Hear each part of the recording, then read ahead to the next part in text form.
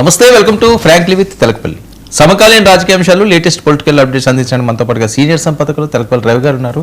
రవి గారు నమస్తే సార్. నమస్తే వర్మ సార్. 30 ఏళ్ల జగన్ పాలన, జగన్ బర్త్డే వేడుకల హంగామాలు తెలంగాణ రాష్ట్రంలో ఉన్నాయండి, లేకపోతే ఆంధ్రప్రదేశ్ ఉంది. మరొకటి జగన్ ఫ్లెక్సీలకి రక్త తర్పణాలు. ఇవి పెద్ద పెద్దన వస్తున్న హెడ్డింగ్స్. ఇవి ఏమి సూచిస్తున్నాయి, అసలు వీటి పరిస్థితి ఎందుకు, ఎలాగా చూడాల్సిన అవసరం ఉంది, మళ్ళీ కేసులు వెనక్కిపోతున్నాయి, అలాగే జడ్జి బదిలీలపై స్టోరీలు. నిన్న ఆయన పుట్టినరోజు జగన్మోహన్ రెడ్డిది భారీగా జరిగినట్టుగా ఉంది. జగమంతా సంబరం అని వాళ్ళు చెప్పారు. సరే, నాయకులకు ఎవరైనా పుట్టినరోజులే, కానీ నిన్న చూస్తే కొంత మేకోవర్ కనిపిస్తుంది జగన్మోహన్ రెడ్డి పుట్టినరోజు వేడుకల్లో. చంద్రబాబు నాయుడు, పవన్ కళ్యాణ్, వైఎస్ షర్మిల, ఇంకా అందరు, కేసీఆర్, ఇవన్నీ ఆయనకు శుభాకాంక్షలు చెప్పారు. అందులో మిగతా వాళ్ళు ఒక ఎత్తు అయితే, షర్మిలకు ఆయనకు మధ్యలో అన్నా చెల్లెలకు జరిగిన ఇది చూసినప్పుడు, అయితే అన్నా చెల్లి అని కాదు, మామూలుగా వైఎస్ఆర్ పార్టీ అధినేత కని ఆమె చెప్పారు. పవన్ కళ్యాణ్, చంద్రబాబు నాయుడు ఇద్దరు శుభాకాంక్షలు, మీకు దీర్ఘాయుష్ కావాలని చంద్రబాబు చెప్తే, ప్రజాసేవలో మీరు చిరకాలం బాగా ఉండాలని పవన్ కళ్యాణ్ చెప్పడం. షర్మిల అయితే చాలా రోజులు మామూలు దగ్గర, నాకు తెలుసు ఆప్తుల శత్రువులు అవుతారని చాలా దగ్గరగా ఉన్న వాళ్ళు దూరం అయితే ఆ వేడి చాలా ఎక్కువగా ఉంటుంది కదా, హఠాత్తుగా ఆమె నిన్న చెప్పడం. ఇంకోటి, ముందు రోజు నుంచి వైసీపీ వాళ్ళు తాడేపల్లి దీని దగ్గర, నివాసం దగ్గర కేసీఆర్ ప్రత్యక్షం అని ఒక ఇది పెట్టారు, అంటే అక్కడ కేసీఆర్ది పెట్టారు అని. ఈరోజు వాళ్ళ పత్రిక చూస్తే కూడా ప్రముఖుల శుభాకాంక్షల్లోనే అన్నీ ఒక చోట పెట్టారు, కేసీఆర్ శుభాకాంక్షలు మటుకు విడిగా పెట్టారు. కారణం ఏదైనా మనం కేసీఆర్ టాపిక్ తర్వాత మాట్లాడతాం, కానీ కేసీఆర్ కూడా తన మాటల్లో నిన్న చంద్రబాబు నాయుడు అవి ఇవి వచ్చాయి. కాబట్టి చాలా స్పష్టంగా నిన్న చాలా ఎక్కువ సందడి ఇవన్నీ కూడా చేశారు. ఇంకా రెండోదేమో రాజకీయ నాయకులు అక్రాస్ ది స్పెక్ట్రమ్ అందరూ గ్రీట్ చేయటం, అంటే ఇంకా వేటాడబడుతున్నాడు రెడ్డి, ఇదంతా అయిపోయింది ఒక దశ అన్న దాని దగ్గర నుంచి మళ్ళీ మనం చాలాసార్లు అనుకున్నదే, రాజకీయ పార్టీలు, ప్రజా జీవితంలో ఉన్నవాళ్ళు ఆటుపోటు ఎట్లా ఉన్నా వాళ్ళ స్థానం వాళ్ళకు ఉంటుంది, కానీ అసలు ఈ మనుషులే ఉండకూడదు, ఈ స్థానం ఉండకూడదు అని ఎవరన్నా అనుకున్నా అది జరగదు అని ఇలాంటి ఉదాహరణలు మనకు చెప్తాయి. ఇంకా మీరు అడిగిన రక్త తర్పణ అంటారా, ఓకే, ఒక పత్రికలో హెడ్డింగ్ నేను చూశాను, కానీ ఎక్కువ మంది మటుకు సుహృద్భావంతో స్పందించిందే చాలా ఎక్కువ. సరే, ఇప్పుడు తెలుగుదేశం అధినేత కూడా రక్తాంత లేఖలు రాయడాలు మనం చర్చించాము. ఇంకా విపరీత భక్తులు, దురభిమానులను మనం ఏం చేయలేం, కానీ మొత్తం మీద చెప్పాలంటే సాధారణమైన గుడ్ విల్ ఎక్కువగా వ్యక్తమైందని చెప్పాలి. మీ అభిమానము నన్ను అసలు ఉక్కిరి బిక్కిరి చేసిందని జగన్ దాని మీద స్పందించటం కూడా, అంటే ఇది మోర్ దాన్ మీట్స్ ది ఐలాగా కేవలం ఒక పుట్టినరోజు హ్యాపీ బర్త్డేనే కాకుండా హ్యాపీ పొలిటికల్ డేగా కూడా మారినట్టుగా మనకు చాలా స్పష్టంగా కనిపిస్తుంది. దీంట్లో మళ్ళీ ఒక హైలైట్ ఏంటంటే, సజ్జల రామకృష్ణారెడ్డి ఆ పార్టీ ఆయన మాట్లాడుతూ,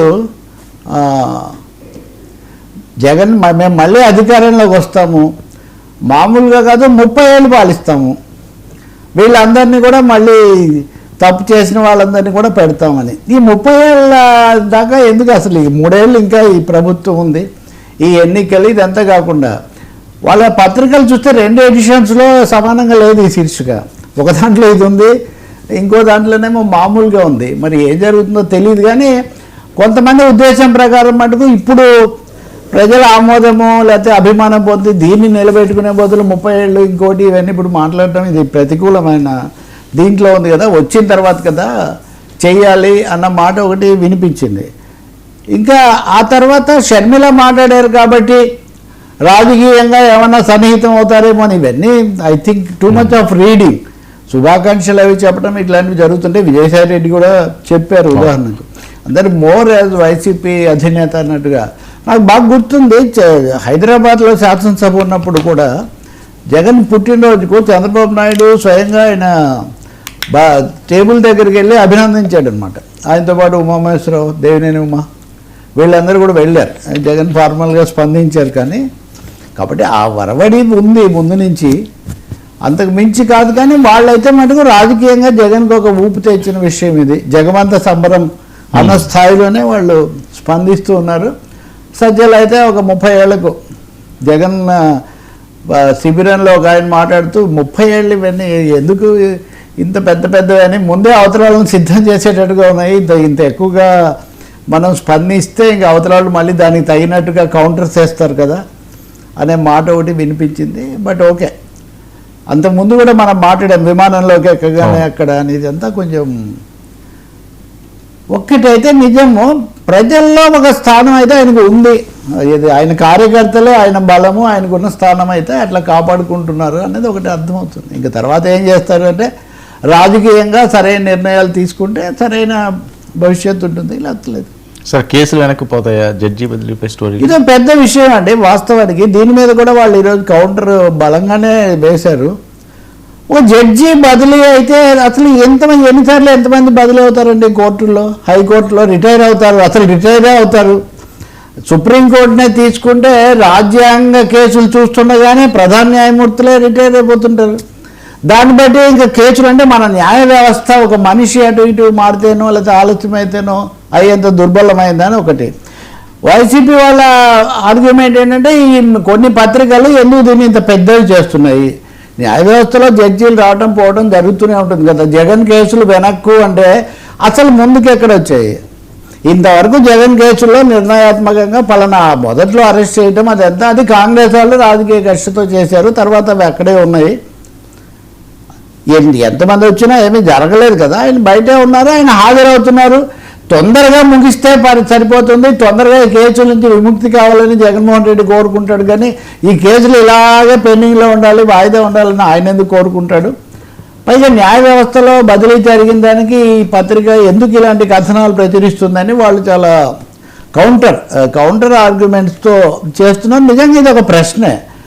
ఎందుకంటే జస్టిస్ పట్టాభిరామారావు ఆయన వచ్చి టేకప్ చేస్తారట. 130 డిశ్చార్జ్ పిటిషన్ ఉన్నాయట.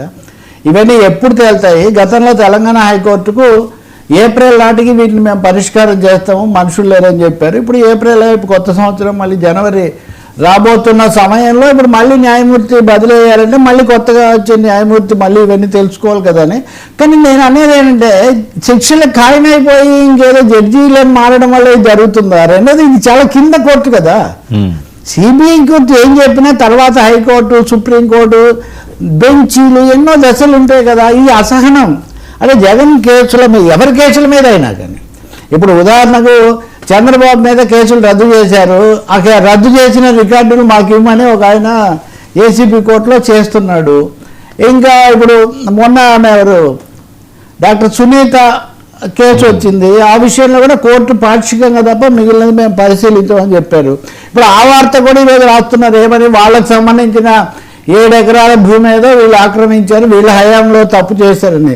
ఈ ఆస్తులు, హత్యలు, రాజకీయ అవినీతులు, న్యాయమూర్తుల బదిలీలు ఇవన్నీ సామాన్య ప్రజలు, సామాన్య పాఠకులు, ఇంకా చెప్పాలంటే మాలాంటి మామూలు మనుషులు వాళ్ళకి ఎలా ఇవన్నీ అర్థమవుతాయి?